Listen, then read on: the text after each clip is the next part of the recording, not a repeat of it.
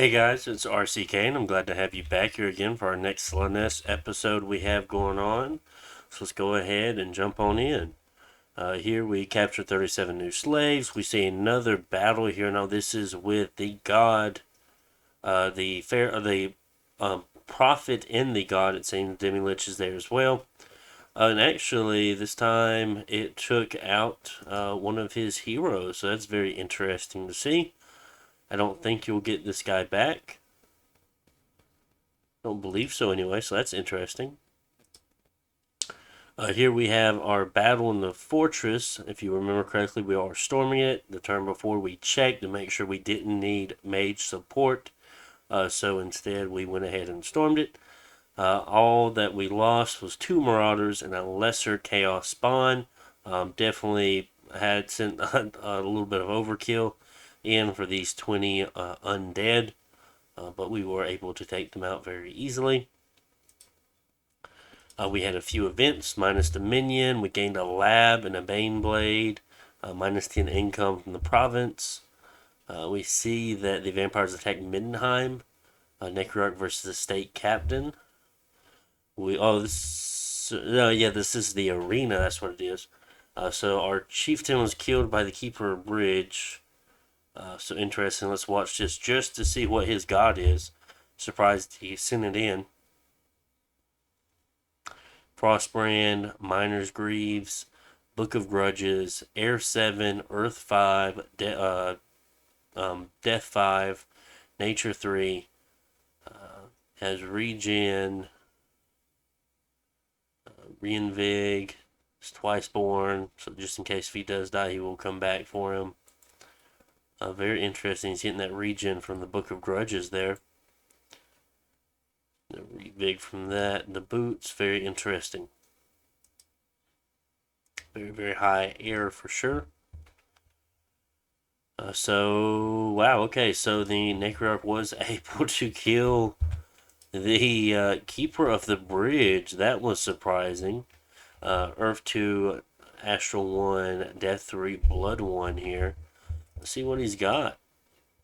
I assume he's casting Horde of Skeletons a lot, and with this Frostbrand dealing cold damage and the high cold resistance on the Long Dead, I guess the Keeper will just get overpowered here, interestingly enough, even with the 20% regen he currently has. That's only what I can assume. And strength on himself. Gaining 16 per turn. Looks like he's losing a lot more than 16 as these skeletons start to pile up. Oh, the undead. Okay, so he is fatigued out at the moment. It seems like he's able to get a good amount of cast off being a Death 3. And he has been taken out. Very interesting there. Luckily for the dwarves, he was twice born. But I was surprised to see him taken out, and I feel like that's due to the fact of him having a what was it called? The Cold Damon Sword, the Frostbrand on. Now, if he would have had anything else, maybe anything else that dealt AOE in any other form except for cold damage, I think he would have been fine. Like a what's the one? The eruption one that is the fire. Let's see. Could have a Mace of Eruption. This deals AoE. 8 fire damage. That would have, I think, easily would have taken out the small amount of skeletons that came after him for sure there. Banking the Armor of Souls now, we're definitely trying to turn our Blood Slaves into some boosters to get them even higher. We already have that Blood Thorn there. Other than that, we're still just working on this one province. We have taken 68 here, and even with 19 on rest, it's sitting at 184 gold per turn. So this is very, very impressive for us. And that's even with that's even with a kind of poor scales, not compared to our own here. So once ours do reach that, they're going to look income's going to be much nicer. We get rid of the unrest. I mean, that could be a 250 income province there.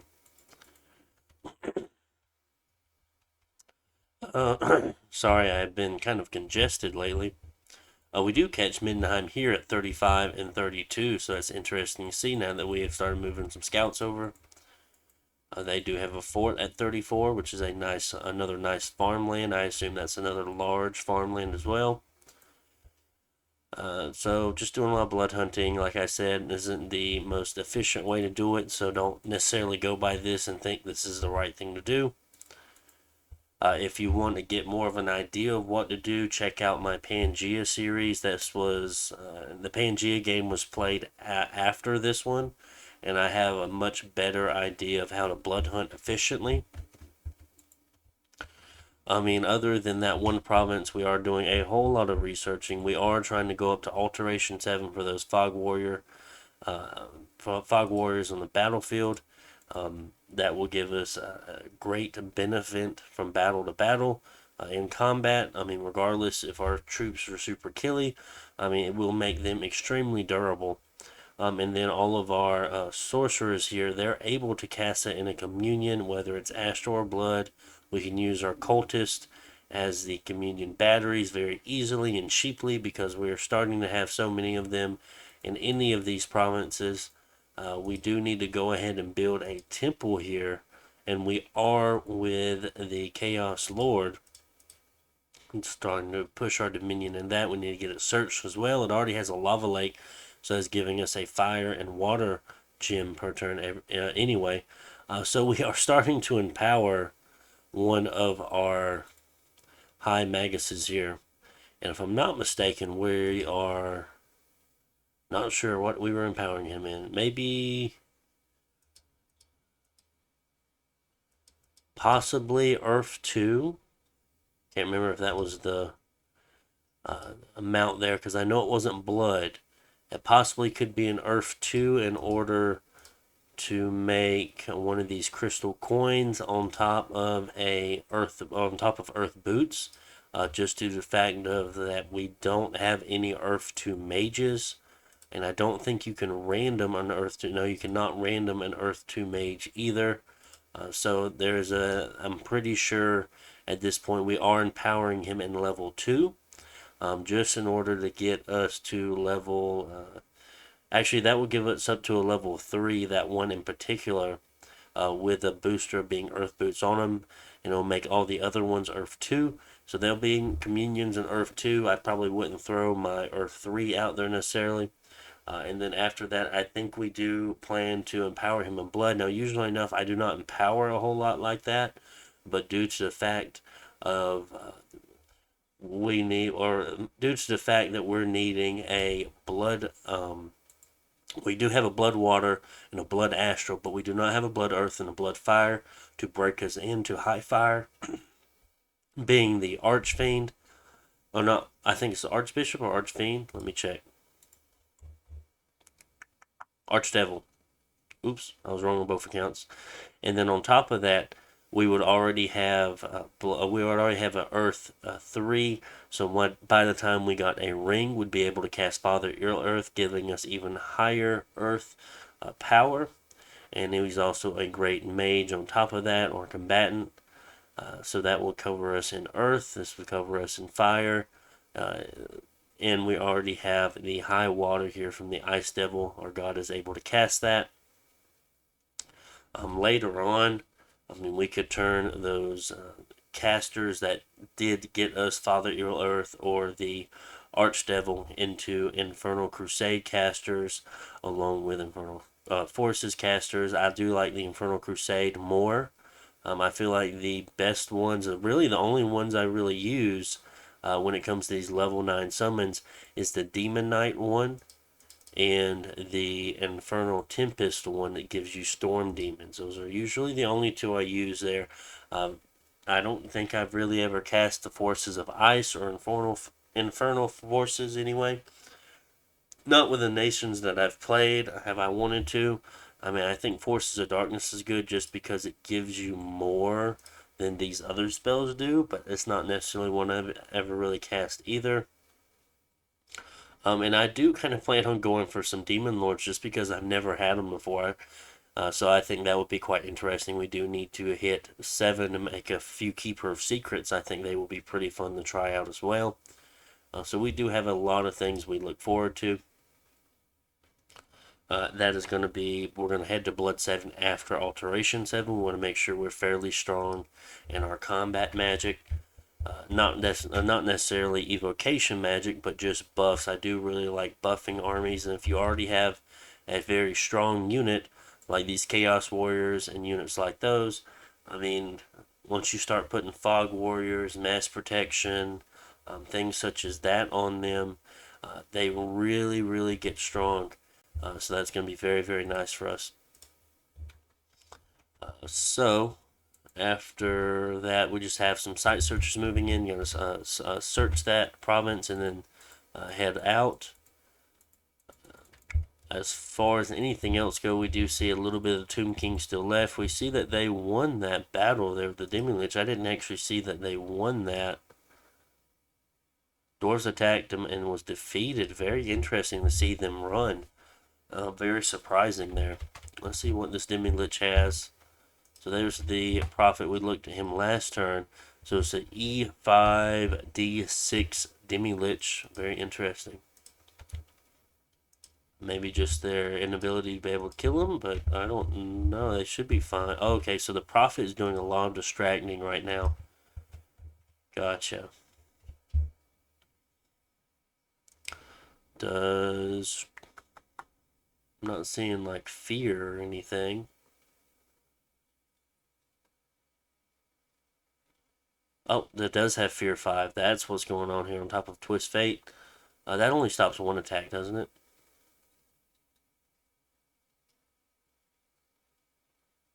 Hmm.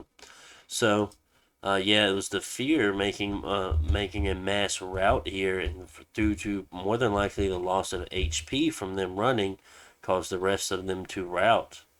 So very interesting. We see Belagor here fighting off the undead, while the rest of his troops have left him. We have a few guard commanders, it seems.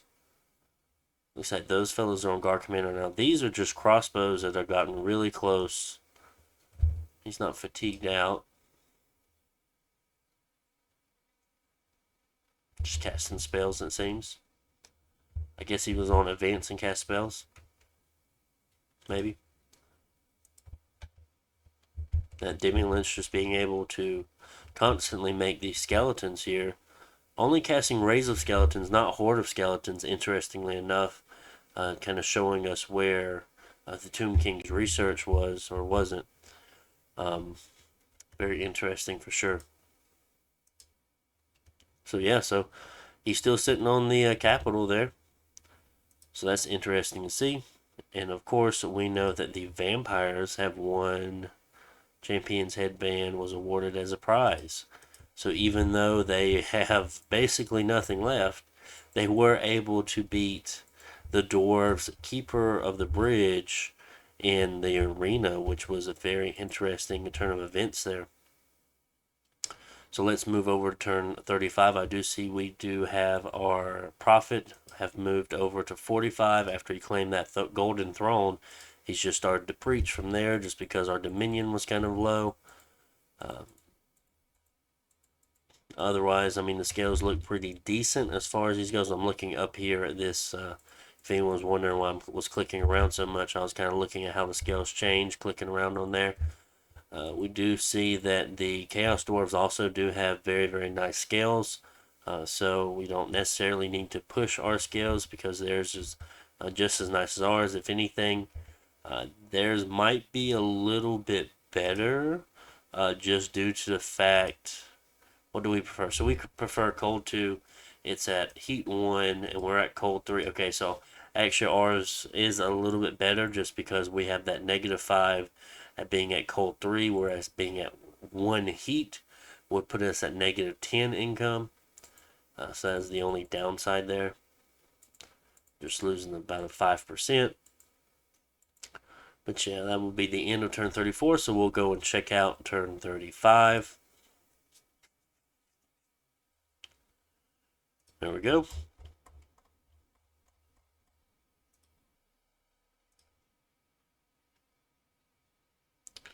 Okay, so we did empower him in Earth. I was correct. Found a site, found a crystal garden, one astral pearl per turn. We saw another battle here. Dwarves attacking the Tomb Kings again. Dwarves attacked them and won, so this time they were able to take them out. They were a little bit more prepared, it seemed. I couldn't remember if they brought all these Rune Lords and Priestesses last time. They may have, but I could be wrong. No, nope, okay. Uh, Very unsuccessful Dark Knowledge cast there, but we were trying to really, I mean, even though I knew we were spending a lot of Death Gems to it, we did really want a very strong Death income if we could grab it. So we lost population. That's very unfortunate. That's in that farmland right here. Gold event. Got a bunch of brigands. Okay. And we captured 95 more blood slaves. That's pretty good. As far as what's going on, we're casting Demonette Troop. So this is just kind of a bigger Demonette spell. Of course, it's just casting, or it's just getting us more per cast. So for 32 blood slaves, we make 6 Demonettes. Not too bad.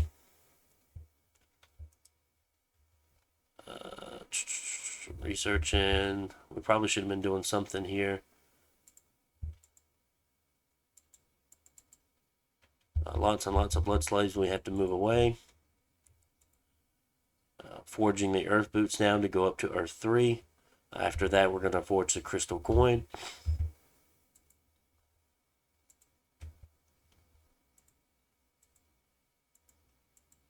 And here on our first enchantress that we were able to recruit, we got very lucky and got a nature 3. So we were talking about how we did need those nature randoms on there, and we lucked out getting a nature 3. Because let's see, oh, there it goes. So it is of course, a nature one on the base, and then it has it's going to random at least 2, and then a 50% chance to random another one. So it did random nature, and then it random earth on top of that. So we did get that 50% as well on that mage. So that was very, very lucky. This is going to allow us to make a Thistle Mace, and we'll have a Nature 4 already. Nature 4s will let you cast. Hold on, where is it at?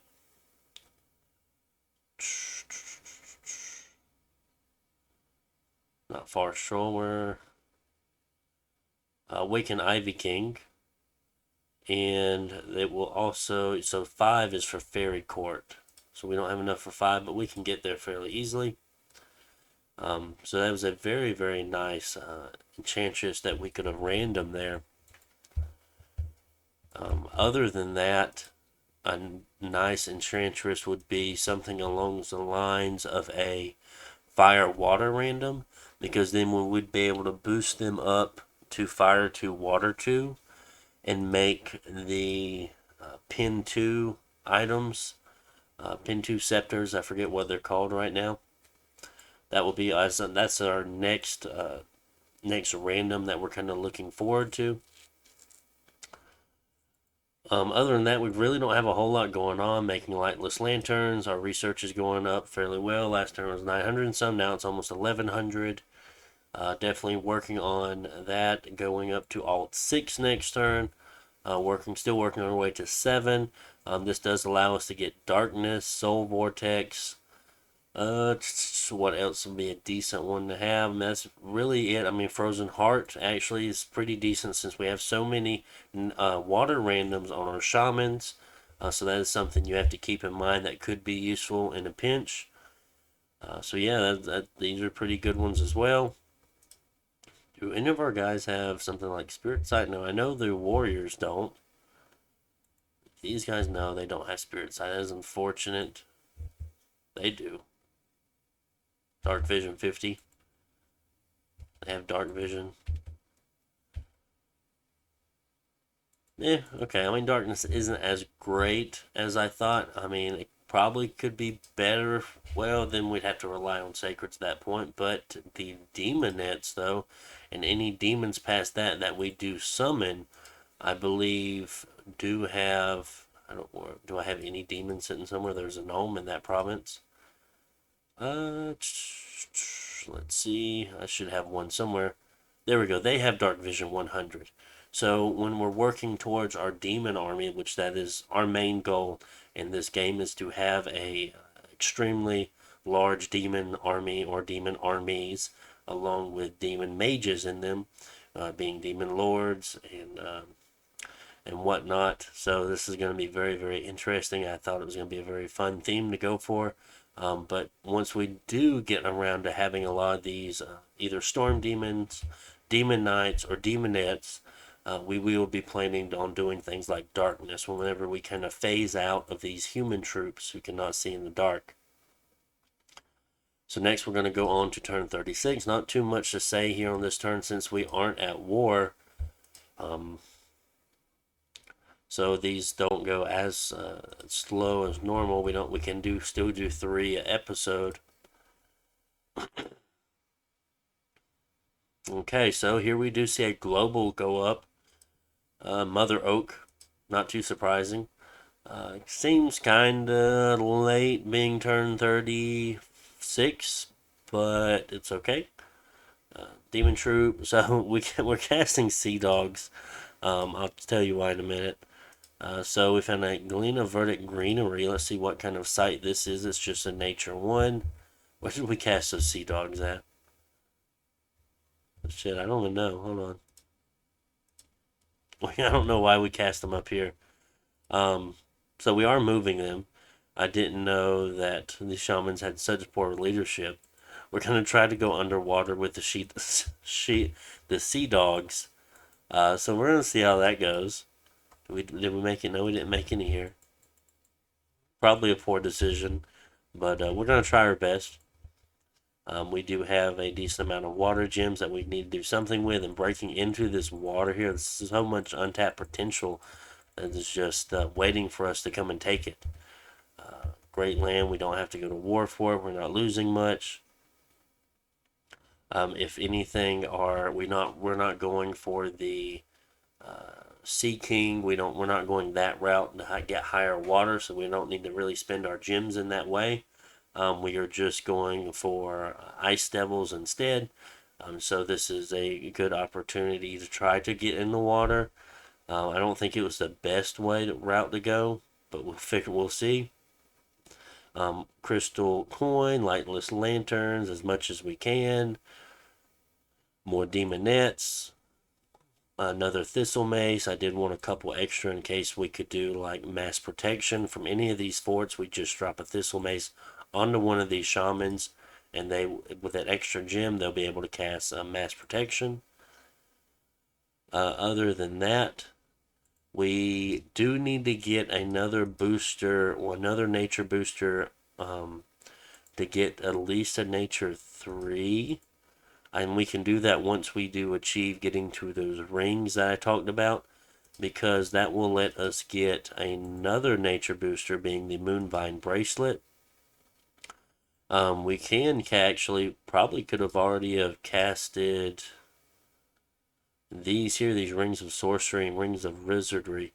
Well, we do already have Star Sign Skull Cap, so we do need the crystal coin to make the first ring, and then we will need that first ring to make the second ring. That is our plan here. That is why we're not doing anything with the god at the moment. We're waiting. We have 260 astral pearls, so we're going to be putting those into making more boosters. Could have gone for something like possibly Wrath of God. I think that could have been a strong one. We don't have the research for it. Where is Wrath of God? That's an enchantment, I think. I thought. Is that in Thaumaturgy or something? Might just be crazy. Evocation. Third time's charm. So it's a Astral 5, Air 3 from 70. With a ring. Let me get both of those up to a 3 and a 4. Second ring. At least get the Astral up to a 5. Yeah, we could cast Wrath of God. That would be a very, very beneficial one to go for. By the time, I mean, if we rush down Thaumaturgy and get around to casting Dark Skies, which would be kind of difficult, we'd probably have to make a winged helmet from a lucky random. If we end up, it's not like a random 3, put a ring on him once we had one. This would be multiple turns down the line. We'd make a winged helmet, put the winged helmet on. He would be 4. No, he'd be 5 at that point, and then he could make another booster, being the bag, getting him up to 6. Is it 6 to cast it? No, it's just 5, so we don't even need to get that last one and cast Dark Skies. And this isn't something that I messed with too much, but these are seducers. So this is a seduction against whatever your morale is. And if the morale is low enough, I mean, Dark Skies is going to put most of them down. If we have a high enough dominion, I don't think our dominion's incredibly high right now, but we could work around getting that higher, especially if we decide to go Dark Skies, Wrath of God. We could work on that, and that would be a very, very nice defensive mage to use now. There would be tons of them in all of our forts. If they go into a battle, of course they do have Blood 1. They could do like summon imps and stuff. But yeah, just being able to seduce any kind of large force sitting on any of these forts as they're trying to either storm it or things like that, or just kind of breaking their armies up as they walk, is extremely annoying for anyone to fight against. So that would be very, very beneficial for us if we did decide to go that route. So that is really all I have going on here on this turn. Hope you guys enjoyed the episode. Make sure to like, comment, subscribe. Unfortunately, one of our maxes did get diseased here on that Well of Pestilence trying to site search it. That was very unfortunate. Let's see, anything in particular? Making some more earth boots. Moving all these blood slaves out. And honestly, we could probably be mass producing more demonettes at this point, like by a lot, because I mean, we could do 320, and that would make us 60 of them. I think it's 32 gives us 6. Yeah, 32 gives us 6, so 320 will give us 60. I mean, that would be pretty impressive. Pretty impressive force inside of like Darkness Fog Warriors. And blessed on top of that, so they'd have magic weapons and blood surge. That's something scary to deal with.